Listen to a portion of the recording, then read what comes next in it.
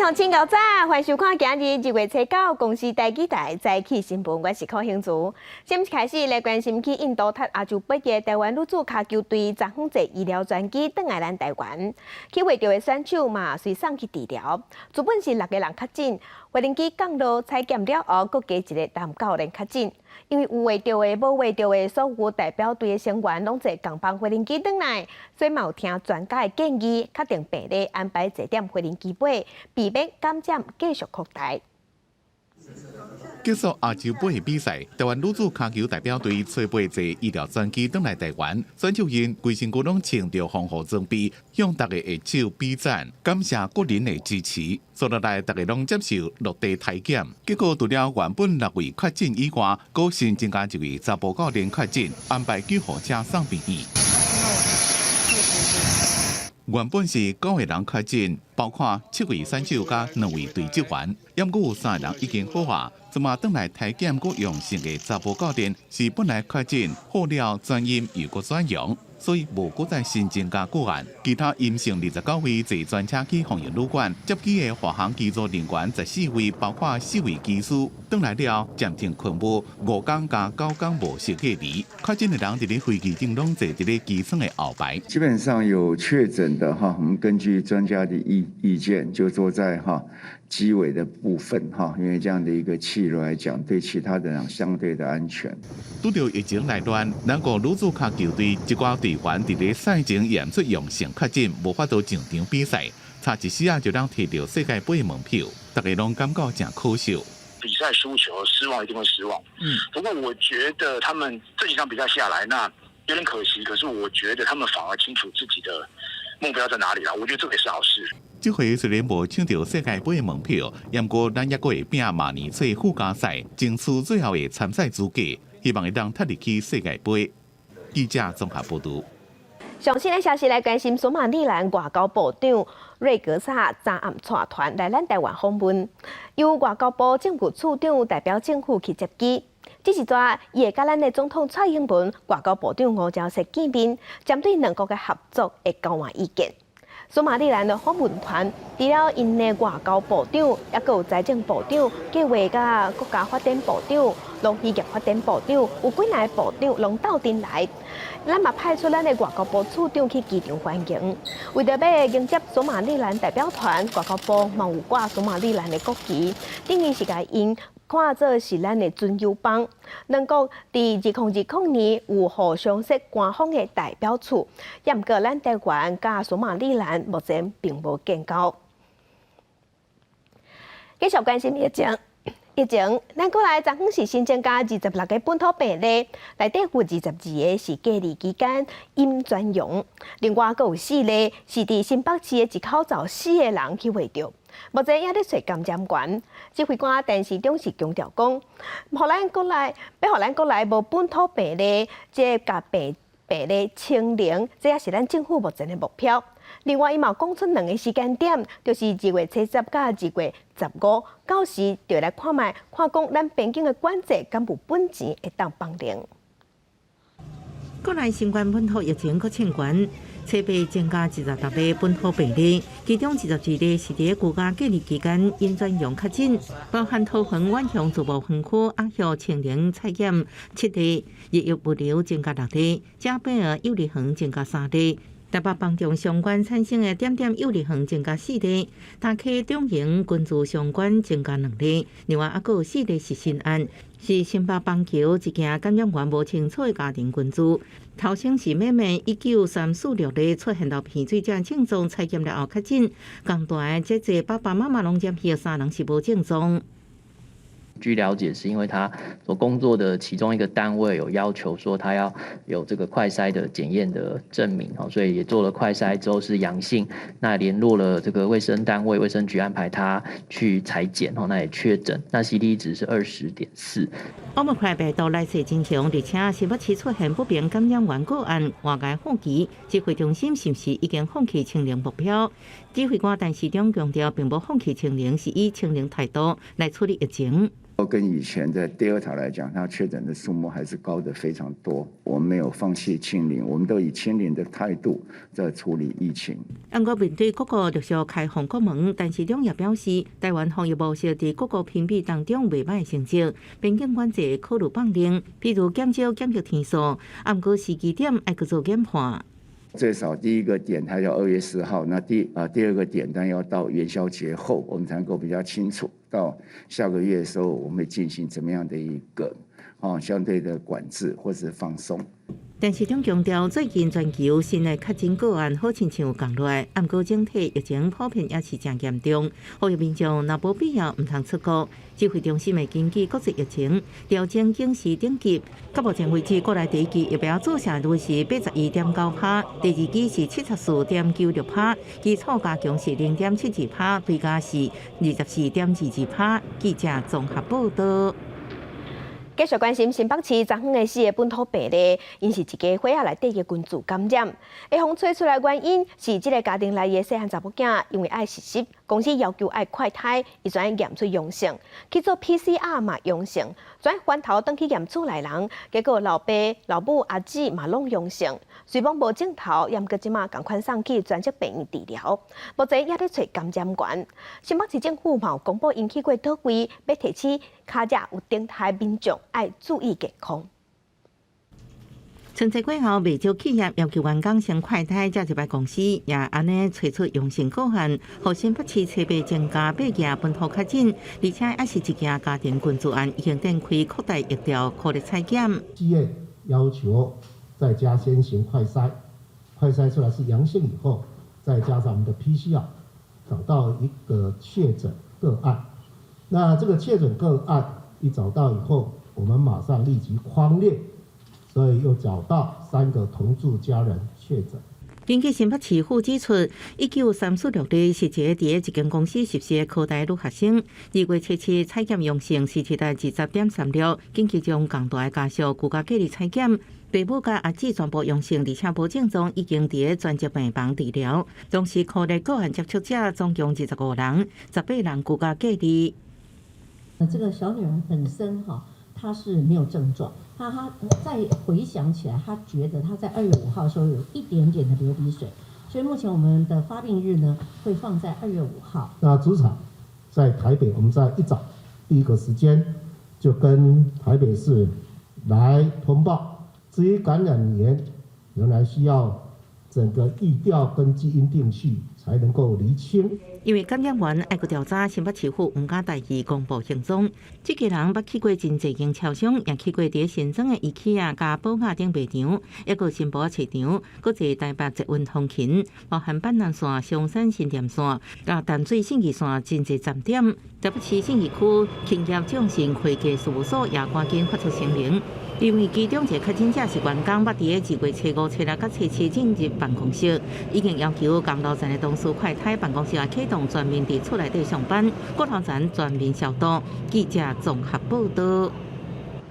那昨昏桃园是新增加16个本土病例，主要拢是阿旭日益物流甲嘉尾园幼稚园相关的案例，拢是伫居家隔离期间，也是期末风验出来的，对社区的威胁较小。桃园市政府即马是认为讲疫情伫要收煞，若拜5的时高中以下就伫要开学。桃园市政府因是表示讲，学校的老师甲人员拢互规定爱注意放射，所以开学进前做第3档预防射的注射率应该会当到9成半。受到日月物流群组感染事件影响，桃园市龙潭公有零售市场顶日有确诊者捌来摆摊。休市3天加上市场例行公休日，已经正式复业。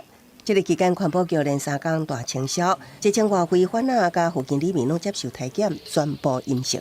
就是有确诊者在那边摆摊呐，对啊。OK， 所以就清销啊。是，所以现在生意大概跟以前差几成？可能2、3成吧。有感觉有回来了吗？没有了，还是有差几成？那差了1半以上了。差了1半以上。桃园初步增加本土确诊个案16例，阿旭相关7例，日月物流相关6例，嘉贝尔幼龄园相关3例，拢伫厝隔离期间也是期满采检确诊。卫生局长讲，自顶个月疫情爆发以来，汤圆有5大传播链，以阿旭案上大，累计162例，目前整体疫情处于严少的状态。7例是属于菲律宾移工，也就是我们亚旭案，整个远雄亚旭加在一起，大概目前累计有162位，也超过了这个联邦银行。伫要开学啊，要提悬做疫苗的保护力，市长郑文灿也视察公私立各级学校甲教育机构教职员工做第3期疫苗情形。那我们照这统计，还未施打的有16499位。那今天施打完毕以后，那么覆盖率就可以到达95%了。其实多少会有点担心，对这之前，但我觉得现在可能应该会比较放心一点点，对，加上自己有打第3剂了。郑文灿表示，已经有60多各高中小教职员工完成做第3期疫苗。针对无做疫苗人注册，佮扩大到幼儿园、补习班、儿教中心、社区大学、老龄中心，差别一天伫8间学校设立注射站完成做疫苗。记者综合报道。再来，做伙关心天气，今仔日继续受东北季风的影响，加上华南水汽之外，这方面的北部、东半部规工拢会落雨，中南部是侪云到好天。咱来看云图。今日甲明仔载，咱继续受东北季风的影响，水汽较高，北部、东半部落雨会较明显，中南部是侪云到好天。今日透早上低温是出现地表热，敢若12度。拜五东北季风会减弱。拜五、拜六温度会回升，也毋过礼拜日尾暗仔各股方面会到位，又会变天。后礼拜一方面通过，中部以北、东半部拢会落雨。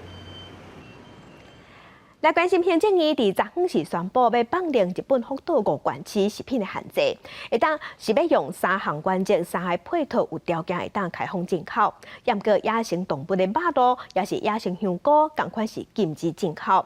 进贡的地米、东京的牛奶、养成盐手的海产，拢爱加辐射检验合格证明，才通进口来台湾。在今天进行相关的预告程序。以新待旧，3原则3配套，力求稳健，排除障碍，解开缆绳，跨出一步。日本东北311核灾事件发生11年了后，行政院宣布，台湾将会放零对日本福岛5县食品的限制，以回归科学经验，比国际标准更加严格，为个人食品把关为3大原则，也有3大配套措施，自禁止特定地区进口，改至禁止特定产品进口，针对有风险的品项，要求详尽证明，边境每一批拢会检验，为何核实进口。过去10年来，卫福部食药署针对日本食品做的边境的这个辐射检验，总共有18万余件，到去年底，全部是合格的。台湾绝对不会进口任何的核食进来。行政院列出目前禁止福岛周边地区所有食品的国家地区，和国家港国禁止部分品项输入，因那部分产品爱检具辐射检验证明的有欧盟27国，完全解除限制，包括美国等41个国家地区，只敢剩台湾甲中国也未解禁。总统蔡英文是伫 FB 讲，政府会做好3项配套措施，讲要让台湾行向世界。罗秉成也讲，台湾是以外部为主的国家，要加入 CPTPP 就一定要甲别人交流。没有交换条件，但如果说我们要加入 CPTPP 这种高标准的国际经贸组织的话，像类似这种不合理的贸易障碍，如果没有自行的处理，那么可能没办法满足最起码的前提条件。台湾有条件开放福岛5县市食品进口，伫咧日本国内禁止流通的品项袂使进口台湾。福岛县、诸城、立波、群马、千叶县5县的野生的鸟兽肉、菇类甲豆油菜也袂使进口。福岛5县开放的品项，也有强城盐手的菇类加水产品、进贡的茶、强城鸡肉、东京岛的年制品加幼婴的食品，爱检验证明。来自日本的食品都需要检具产地证明。未来也是如此，在边境，我们对于5县所有输入的食品都会100%逐批检验。为食安把关，台湾边境严格把关是重点。过来就是市场抽验，行政院讲，伫即马食品辐射检测的量能有够，初步公告解禁日本福岛食品了，有10天的预告期，会收集各界意见，按算上紧2月底公告生效。记者综合报道。针对这一项开放措施，在野党是虽表示反对，那国民党反对，台北市长郭文田嘛表示讲，咱台湾的检验标准比西方国家也搁较严格，也毋过咱政府敢有法度直头抓安受人质疑。也若开放日本福岛5县市的食品进口，敢真是有法度有影会当互咱台湾去加入 CPTPP？ 郭文田嘛表示讲，爱政府卖民望。时代力量是呼吁政府爱提供食品安全风险评估，也有采检的报告做好把关。民进党食安不把关。国民党大声表达抗议，批评行政院对实开放福岛5县市食品，践踏2018年公投达到779万人反核实进口的民意。公司食安上黑暗的一天，针对政府提供的检验报告难以质疑，数据拢是由日本提供，检验标准毋是世界上严，安怎说服民众？蔡政府不关心2300万民众的健康权益，国民党会站出来负起这个责任。这2天就会召开公听会，来检视3个原则、3个配套到底可不可行。国民党为党部到立法院党团连续召开记者会，表示甲人民徛做伙。党团指控政府为了年底选举硬做，强写将抵制行政院的施政报告。针对政院表示，福岛食品解禁对咱国争取加入 CPTPP 有帮助。前台北市长郝龙斌讲，国际谈判需要条件，宣布开放也都是未战先行。台北市长郭文哲也对准中央开枪，唔通互人民无实际唔忙。应该在谈判过程，日本同意我们加入 CPTPP 以后，我们才能够同意日本地区核灾食品进口啊。我们吃的这个莱猪啊，美国会跟我们台湾签 FTA 嘛？别做梦的啦！你以为吃那个赤湖岛地区的食品，我们就可以参加 CPTPP 了？别做梦！郭文哲表示，台湾的检验标准比欧盟甲美国较严格，也毋过执法严格度受到质疑。甲南亚强烈反对无同，民众党甲时代力量立场无反对，也毋过拢要求政府严守高标准查验监督措施。我认为，在一个合理的标准之下，依照科学检验出来的结果来当成标准来做一个判定，是比起以地区来做个限制是相对合理的。同时，我觉得这样子的调整应该也有助于台湾跟国际上的关系。时代力量认为，政府需要提出食安风险评估甲实地采验结果，安排定期去日本查验，禁止高风险项目输入台湾。政府有责任讲清楚，是搭配专验，也是搭配抽验，互民众交代。记者综合报道。加上市咱做伙关心今仔日报纸的重点，先来看联合报。香港的疫情严悬，连续2天确定病例拢超过600例。昨昏公布加严的防疫措施，包括私人的徛家未当有超过2个家庭的聚会，限聚令搁缩严。另外，预防车的通行证按算2月24要实施，民众爱注意防车，才通去超市也是一寡公共场所。来关心中国时报，前期2档外的文化大学董事会昨昏开会，台大前副校长陈泰然加赢1票，选赢家族派的代表，选调文化大学的董事长。伊是希望文化大学的董事会未来会当带文化大学转型，走向一流的大学。来看自由时报 ，Intel 嘛要做晶圆代工，昨昏是宣布讲要推出生态系零零的加速器。参加的17个单位内底有几经咱台湾的公司，业界即摆是认为讲，这是要学台积电10多年前提出大东明这款概念，有想要小竞争的办势。继续关心高雄港有一个放港的去划着，交通部航港局即马是表示讲，按算对今仔日开始，咱国内所有港喙放港的人员，逐礼拜拢爱做快筛甲 PCR， 是阴性的人才通爬去哩船顶。要毋过若是船顶有人去划着，安尼放港的袂使去哩，敢若会使伫港岸边引导。另外，高雄港去划着的即个放港的暗号19244，因为进前拢无照规定去做体检，伊爱罚款20万。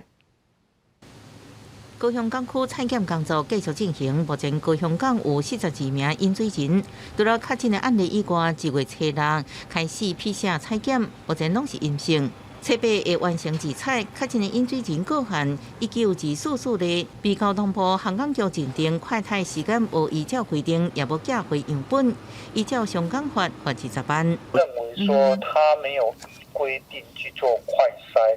但是违反我们的规定，所以依香港法有开罚。为确保饮水人健康，航港局加严规范，2月初9开始，各港饮水人拢爱每礼拜1摆 PCR 加快筛证明相呈阴性才能上船。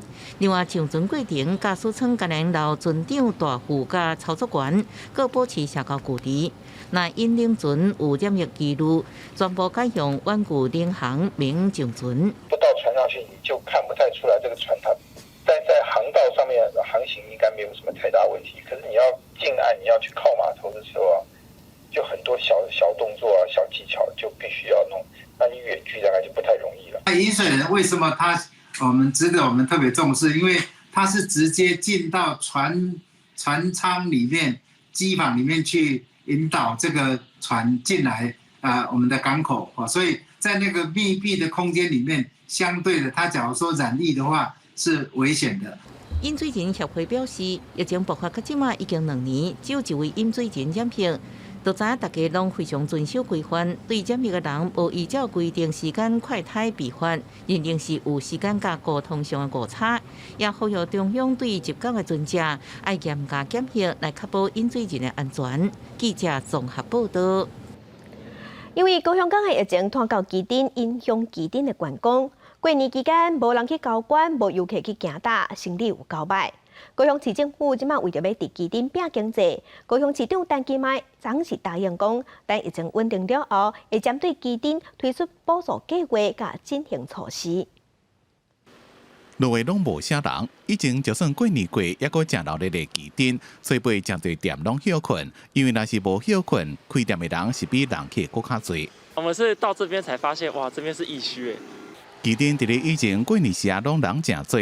今年1月中发生高雄港群聚，抑阁拖到社区感染，互基顶才会加严防疫，餐饮观光业者影响诚大，店内拢无人客，生意差8-9成，比疫情之前普通时啊生意更加歹。前2天比较有人啦，来之后就越来越没人。对啊，就卖得像平常日一样，比平常日的假日还要不好。只要是游客听到旗津，他就会说旗津是一个疫区，所以说生意超级无敌烂。为了要防止社区传播，基顶全区自过年前一直体检到过年后，敢若初6、初72天就体检15000多人，目前是零确诊。市长陈其迈讲，社区的风险已经伫咧控制范围内，疫情若稳定，会协助振兴经济，包括整个振兴旗津经济相关的这个补偿的这些政策，请旗津居民放心。我们高雄市政府挺旗津到底。毋若是基顶、高雄港群聚相关所在，包括港区，抑个造船甲修船厂，开工进前也一直做体检。就咧一寡科列甲扩大体检了，高雄初步总算是本土确诊加0。不过因为过年时啊移动风险也是有，市长也希望，若是有呼吸道症状的民众，就要去诊所做快筛，保护家己甲别人的安全。记者综合报道。国际上要紧，甲乡亲，咱做伙关心目前全世界新型冠状病毒肺炎的疫情。从疫情爆发到今，目前伫全世界的确定病例已经超过3亿9千万例，死亡人数是超过575万人。咱来看最新的统计。咱台湾昨昏新增加48例，目前咱台湾计共19239例。中国的病例超过10万例，日本是超过348万例，伫韩国即嘛超过108万例。目前伫全世界病例数上济国家前3名是美国、印度甲巴西。美国已经超过7800万例，印度超过4200万例，巴西是超过2600万例。欧洲的国家伫英国超过1700万例，伫法国已经超过2000万例。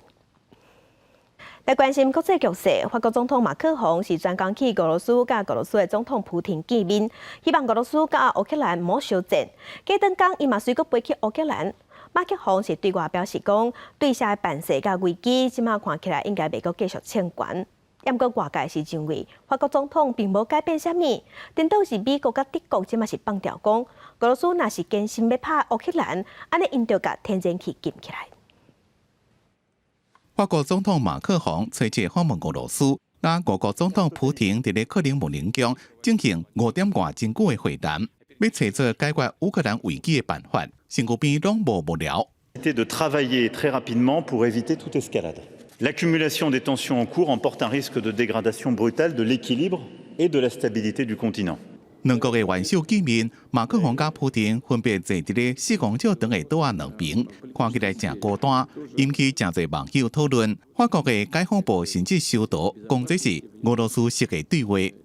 Ряд его идей, предложений, наверное, о которых пока еще рано говорить, все-таки я считаю вполне возможными для того, чтобы положить их в основу дальнейших наших совместных шагов. 外界认为这边的会谈无重大进展，马克宏也伫咧吹背去乌克兰甲乌克兰总统见面。美国总统拜登伫咧北京甲德国总理肖兹见面了后讲，若是俄罗斯入侵乌克兰，就会切断天然气输送管线，北回离合。If Russia invades, that means tanks or troops crossing the border of Ukraine again. Then there will be no longer a Nord Stream 2.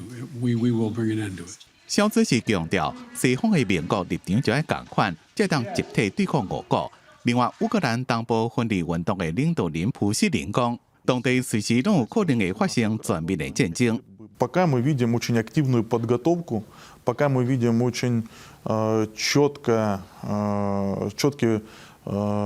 план неких действий со стороны Украины именно к подготовке к наступательным действиям. 前俄罗斯的欧党分离主义分子的军队无法度甲乌克兰对抗，所以拍算向俄罗斯要求援助。不过，是不是就此希望俄罗斯承认因独立，领导人无甲话讲死。公司新闻王必文编译。接下来关心菲律宾的总统大选竞选活动起果啊！目前上新的民调是显示讲，前独裁者马可仕后生小马可仕支持度大赢对手，加赢40%。参选总统的马尼拉市长杜马戈索徛伫宣传车顶，向边仔欢迎的选民握手。菲律宾总统大选竞选活动初步正式开始，虽然为了防疫，当局禁止大规模群聚，每一位候选人也是开始造势活动。We wish for better things for our people. 今年47岁杜马戈索，1998年自影坛转到政坛，2016年参选参议员失败，2019年当选马尼拉市长，因为发动轻度堕落打伤他的行动，真受欢迎，成做菲律宾的政治明星。无外过进前，把针对南海主权的问题宣示，无法度容忍对中共的海上侵略行为。不过分析认为，伊伫咧南部的支持度无像马尼拉遐好。Nasamahan kami. Sumama po kayo sa laban nating ito dahil ito ay para sa atin lahat. 现任副总统罗贝多是这边总统大选唯一的女性候选人，真正是人权律师，对拄到伫残酷人权的反斗战正反对，讲要提升医疗体系，成立一个爱护人民的政府。伊伫2016年以淡薄的差距拍败小马可仕，这边总统选战两个人各相赌，不过目前的民调是输较多。虽然小马可仕伊的老爸真正是独裁者，对伊的选情加减有影响。不过，真侪支持者认为，马可仕是其强化基础建设，为菲律宾带来强盛环境，虽然仰望小马可仕。目前上新的民调显示，伊的支持度有57%，比第二名的罗贝多加40个百分点。其他候选人包括退役的郡王巴乔加参议员赖克逊是差更加多。公司新闻詹慧玲编辑。今日国际上还有啥物大代志？甲用真咱做伙来看世界。北京冬季奥运即马当地举行，男子1000公尺短道竞速出兵，两个单盘的选手红判违规，互取消资格。中国团顺利晋级，引起争议。单盘的代表团去申诉互驳回，打算进一步向国际体育仲裁法庭申诉。单盘国内嘛正不满，批评国际奥会维护中国。来关心美国的司法部今仔日是宣布讲，因已经找到伫2006年碰见的94000外的比特币，这比特币目前的价值是36亿美金，今夜创下纪录。来关心《纽约时报》即马是报讲，美国的交生药厂已经要停产 COVID-19 的预防车，即马要改生产别款预防车，因为工厂停工了后，就会造成交生的预防车供应量减少，会减几亿吨。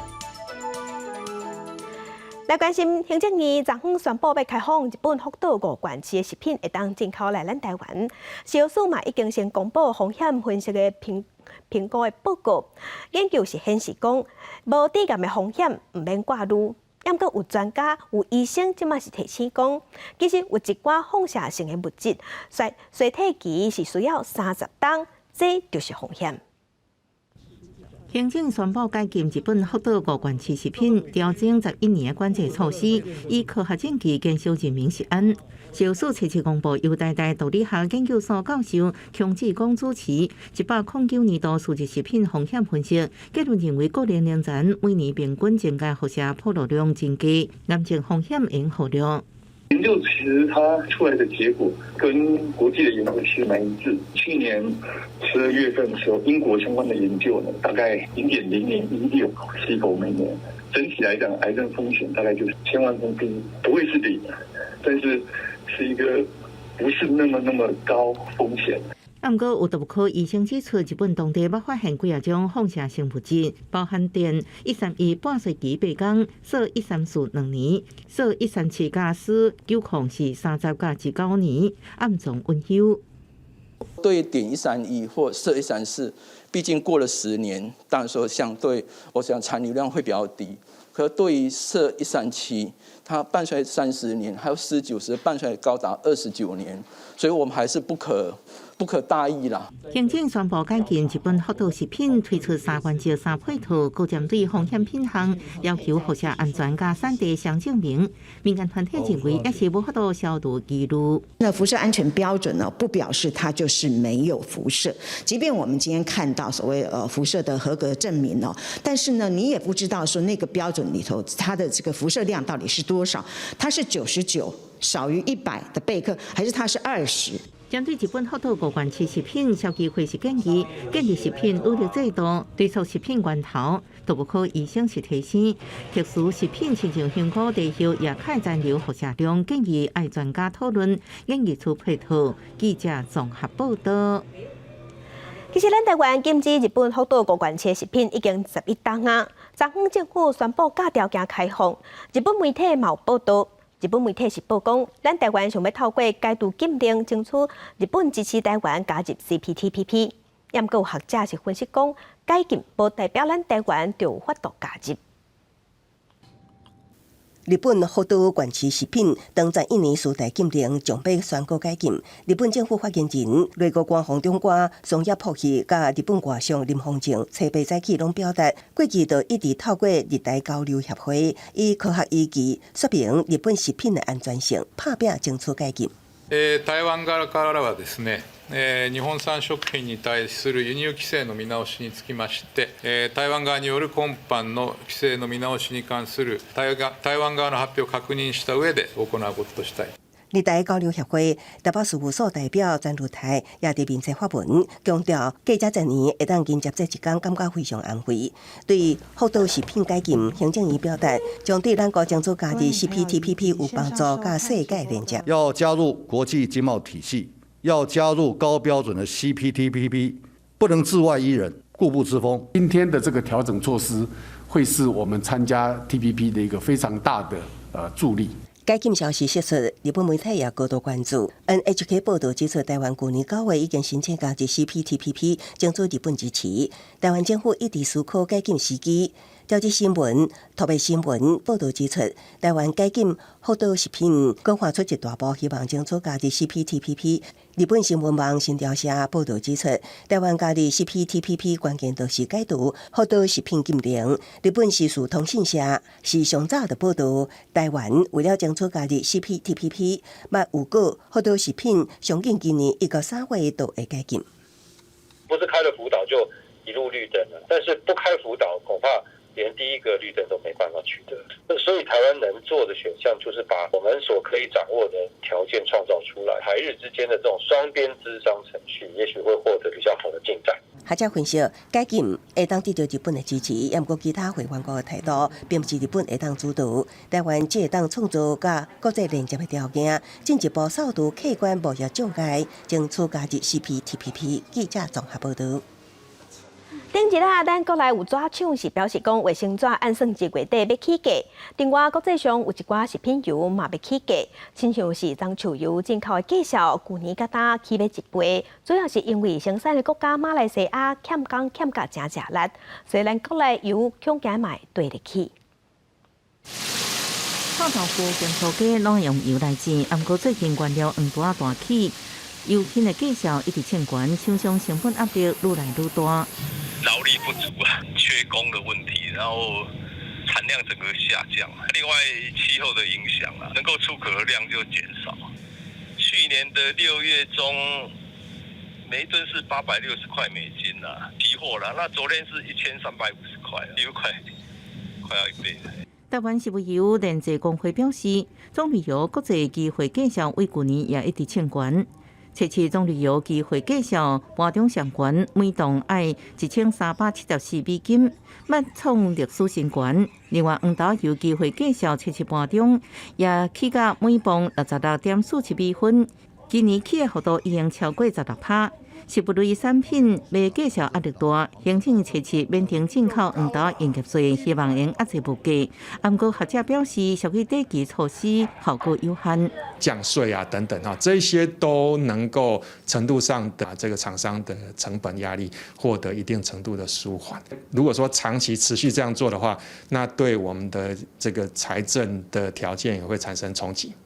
学者表示，其实也能透过货币政策来压制数字性通货膨胀，不过台币升值，就能减轻进口压力。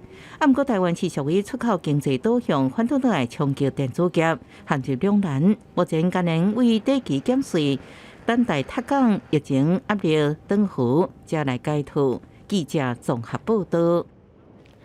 镜头来屏东，屏东是咱全台湾山野第2大产区。不过因为过年之前有落一阵大雨，加上即马早暗的温度拢差真济，互山野花有的臭车去，甚至有的山野佫地白反乌。农委会的损害勘查小组有专工去现场了解状况，嘛讲无排除要启动灾害的救助机制。上铺上严重哦！你看上较严重，我拢乌呀！对啦，先做乌啦，先做乌啦，拢乌啦。前山野农民带农粮所官员去看因的果子园，讲今年的新血拢花花期，因为过年前一直落雨，花吸水吸伤饱，尾啊好天了，早暗温度差真多，山野花拢乌去。就算拄结子的也拢有病斑，可能会影响今年山野的产量。阮较早落雨种花以后，落雨时阮的山野会粒会大，结果即摆落雨的山野粒挂花拢乌啊。都毋是时阵啦。系啊。农民讲，这2年气候反常，旧年酷旱，互山野有病虫害。今年花授粉的时阵落大雨，花拢乌草打去。若是有结子的，敢若是感染到脱丝鼻拢乌去。估计有开花授粉结子的比率无到3成。农粮署讲，屏东的山野花期12月到2月，主要产期3月到6月，栽种面积4134公顷，是全台湾第2大产地，已经启动勘查小组。屏东的这样子一个芒果的一个损害的一个勘查小组，也开始已经启动了我想我们全面性来审视整个我们屏东，包括我们枋寮、枋山包括春日、狮子、来义整个芒果的产区目前一个受的一个情况那我们评估整个灾害情况如果有达到这样一个损害的程度上，我们会来报请农委会来启动整个天台救助的一个机制因为山野花拢害去，就要等1个月了，才让知影是毋是有结山野籽。农民认为这是延迟性灾损，农改场讲会一直注意，看情形帮助农民。记者综合报道。其他消息来关心，美国国务院是已经宣布讲，要咱通过台湾的军售案，要卖武器予咱台湾，内容包括5年爱国者系统工程勤务计划。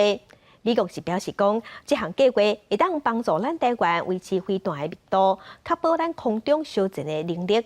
有学者是认为讲，这项买卖会当看出来讲，美国决心要协助咱台湾的防卫。发射主要功能为运输、瞄准及发射飞弹。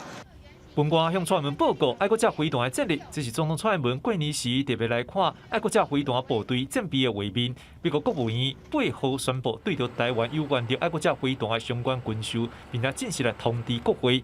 美国国防安全合作局嘛发出新闻稿表示，内容包括着爱国者飞弹工程的勤务，个飞弹效能的监测计划的设备，个服务。这时间差是5年，费用差不多是1亿美金，包括着工程服务的资源，个改善维持爱国者防空飞弹系统。国防部感谢美方的军售决定，这次的军售也显示美国对我们国防安全的重视。美方嘛表示，这届军售对着台湾维持飞弹密度，确保空中作战战备能力，来维持区域的安全。这嘛是美国总统拜登任内第2届对着台湾的军售。有战略学者分析，这代表台湾已经是美国印太战略重要的一部分，并且美国对着台湾的军售已经甲其他国家同款，是随时上镜、随时来审查。马政府时期的军售案往往是几年一次，然后呢一次宣布的话金额很大，包括很多项目。那在蔡政府任内呢，我们跟美国的这种军售的程序算是正常化了。所以我们就可以随时提出我们的要求，那美方接受之后就随时审查，随时做出决定。嘛，外交学者分析，即马拄好是台美中三角关系真紧张，个俄罗斯对着乌克兰的局势嘛真紧张的时阵，美国这时阵来宣布对着台湾军售有真重要意义，传达一个很强的讯息，告诉这个北京啊，就是说这个时刻呢，不要采取这个突破现状的这种做法，也就是说不要轻举妄动。不过，学者嘛提醒，美国这时阵来军售台湾，一定和两岸关系更加紧张，未来要怎应应，嘛考验到总统蔡英文的政治智慧。记者张志勇、陈立峰台北报道。那包括咱台湾在内，有几10个国家拢在使用 C-130系列的运输机。未来2年内，将有可能美军会甲改装，真做会当发射大量长程飞弹的平台。若是更较大只、更较大型的 C-17运输机，安尼载飞弹的能力就更较强。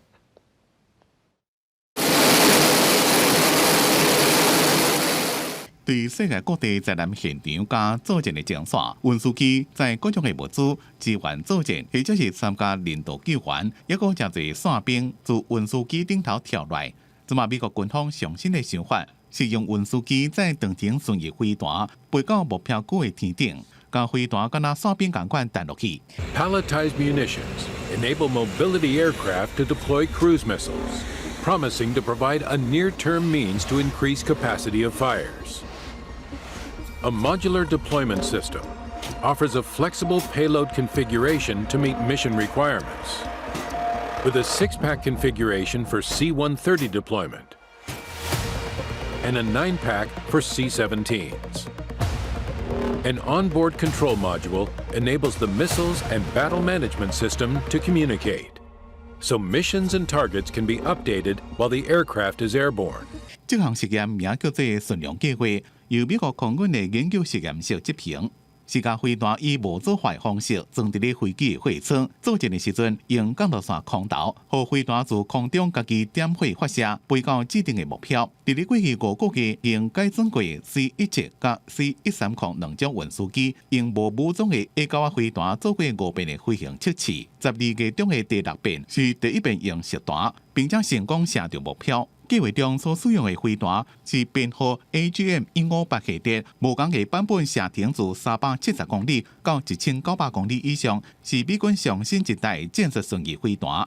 若是用无组化方式装伫咧运输机内面，每一台运输机载飞弹的量会是现有战机甲轰炸机的几落倍。改装运输机用来攻击地面的目标，毋是新的做法。美军自决战期间就甲 C-130装各种的机枪，甚至是105毫米的战车炮支援地面部队。另外，要加民间用途的交通工具改装成这飞弹发射平台。俄罗斯的 SSN-27外号叫做俱乐部的底定飞弹，发射系统会当完全装伫咧标准的20英尺或者是40英尺的货柜，放伫咧货柜车或者是船顶。基做民间的交通工具，达到突击的效果。公司新闻徐嘉玲编译。时代在进步，带乡亲来看医疗科技的好消息。这是瑞士的科学家是公布讲，因利用 AI 的技术，研发出控制神经刺激的装备，成功让3个骹腿无感觉袂顶袂动的患者会当徛起来，甚至会当行路。伫经过半冬的训练了后，因甚至会当游泳、会当游水，而且会当骑脚踏车。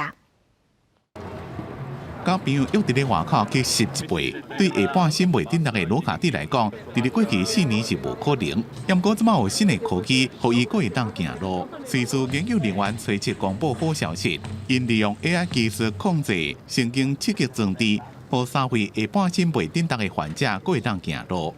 With this new technology that we have developed, our electrodes are more lateral, so we can access kind of a cable that enter the spinal cord at different location, and this way we can be very specific in the different region of the spinal cord that we activate. 这套系统用平板电脑就当控制，肋骨若受伤背甲肌肤，以前拢是刺激肋骨的神经帮助患者，因怎么甲装置改善？电子信号无亲像以前自脚趾边入去肋骨，怎么改对两边边入去？国用 AI 技术照顺序刺激身体甲脚的神经。 这3位患者分别无法度振动1年到9年，设备装好1点钟，脚就当振动。不过因为伤久无振动，肉拢揪起，也是来做复健。So at the very beginning, it's not super easy. They still need weight bearing, and they need to understand what's going on. But they can activate immediately their legs and step. And the more they train, the more they start building muscles, and the more fluid it becomes, and they understand what they have to do, and they learn to work with this technology. 经过半年的训练，患者已经会当行路、骑脚踏车，甚至是受水。研究另外也会对70到100个人进行测试。若是成功，以后其他患者就有机会透过智慧型手机或者是表啊，和无法度振动的骹手，会当搁再振动。 公司新闻徐婉玲编辑。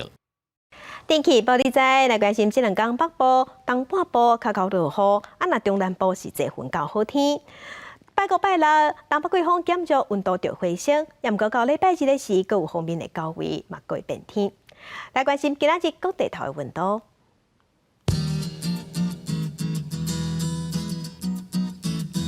北部的温度上低14度，上悬19度。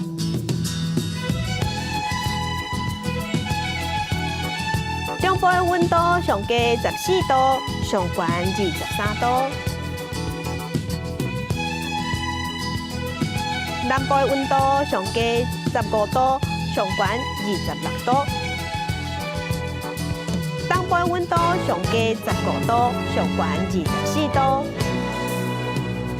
外岛的温度是8度至17度。感谢乡亲收看，将亲平安顺心，明仔载早起9点，咱再会。